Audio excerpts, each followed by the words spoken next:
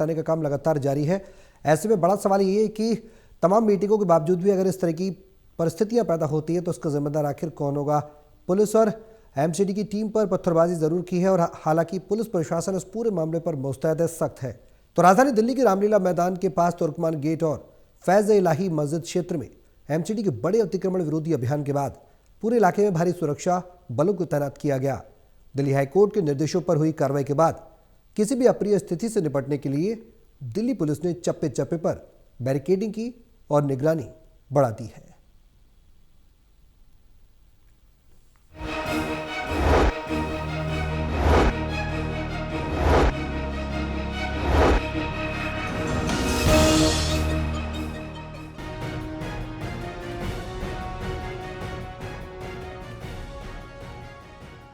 राजधानी दिल्ली के रामलीला मैदान के पास तुर्कमान गेट और फैज इलाही मस्जिद क्षेत्र में एमसीडी के बड़ी अतिक्रमण विरोधी अभियान के बाद पूरे इलाके में भारी सुरक्षा तैनात है।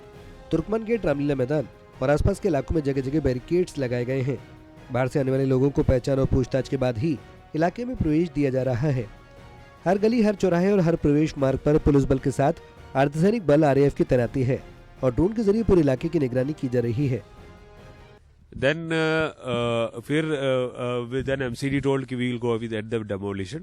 तो हम लोग इधर आने के बाद 150 के आसपास लोग इधर इकट्ठा हुआ। Majority of the people were just curious to know like what is happening. तो हम लोग उनको बता दिया कि आप लोग इधर से चले जाओ, ये कानून की कोर्ट की ऑर्डर है, कोर्ट की ऑर्डर भी दिखाए। तो मेजोरिटी ऑफ द पीपल वहां से चले गया। 25-30 लोग जो थे उस जो स्ट्रीट है वहां स्ट्रीट से फिर इन्होंने पुलिस के ऊपर पत्थर मार दिए। उसका वीडियोस भी अभी सोशल मीडिया में है, अगर आपको नहीं मिला तो मैं भेज दूंगा, ठीक है। उसके बाद पुलिस को रिटेलिएशन में we had to use force. उसमें एक्चुअली फोर्स को यूज करके हमने उनको पुश किया। पुश करने के बाद उनको वहां से पुश करने के बाद वी स्टार्टेड द डेमोलिशन।